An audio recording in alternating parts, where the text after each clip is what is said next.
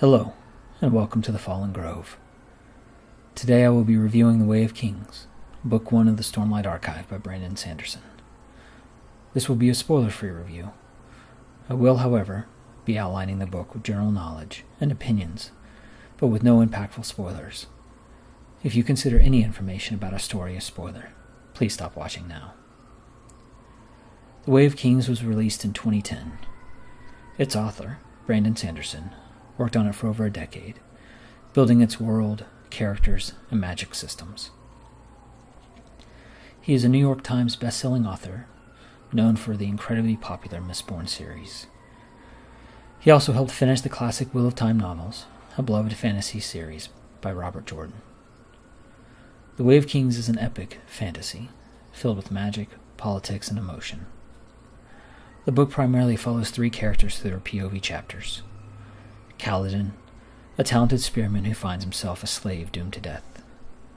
Dalinar, an aging, decorated general with a fierce reputation who must navigate a battlefield he knows little of to avenge the death of his brother.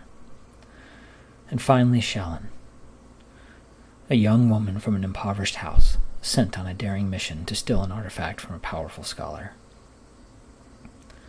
The world of Roshar is filled with history, lore, magic, prophecy, tragedy, and more.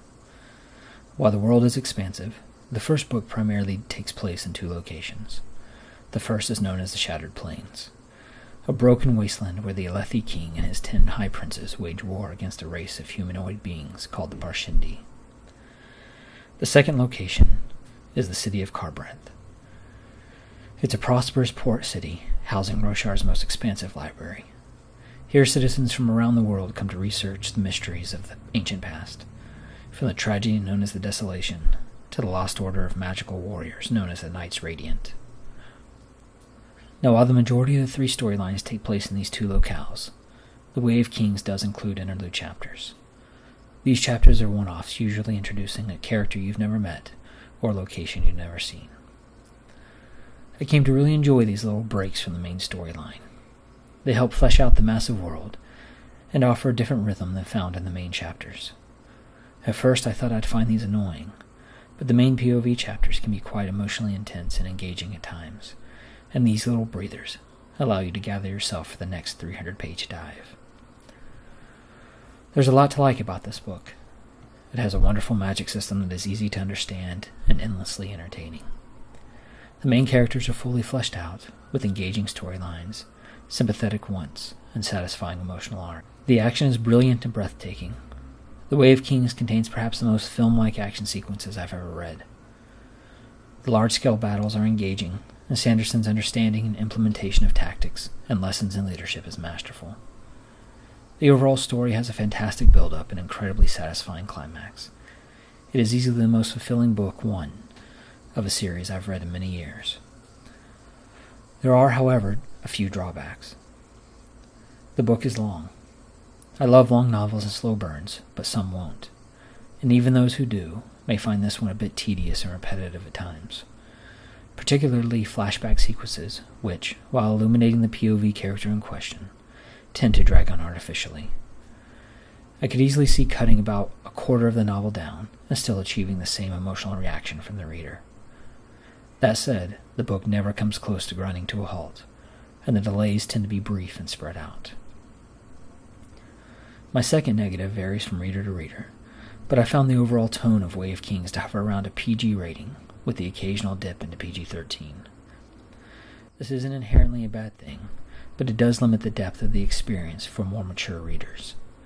There were times I was wanting a deeper dive into an encounter, but it's clear the author chose this tone intentionally. And for many that's a great thing.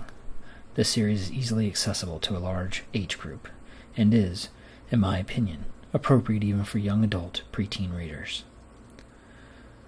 My last real drawback is tied to the previous one. The novel only goes about waist deep into any subject.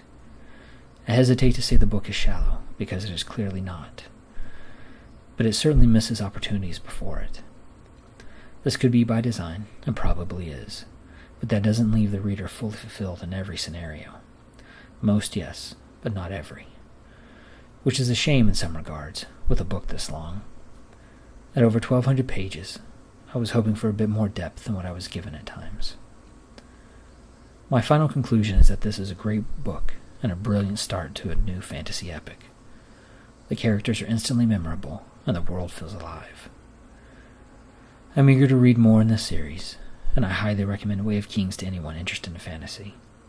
It's appropriate for anyone capable and interested in reading a 1,300-page epic. I rate on a 1 to 10 scale, with a 5 being an average book. I give Way of Kings an 8.5 out of 10. I can't wait to start the next. Let me know below if you have read or are reading the series now. Hit me up with your thoughts, and if you have any book recommendations, please mention them in the comments below. I'm always looking for the next great read, whether it be a new novel or a classic I've missed. Thanks for stopping by The Fallen Grove. Till next time.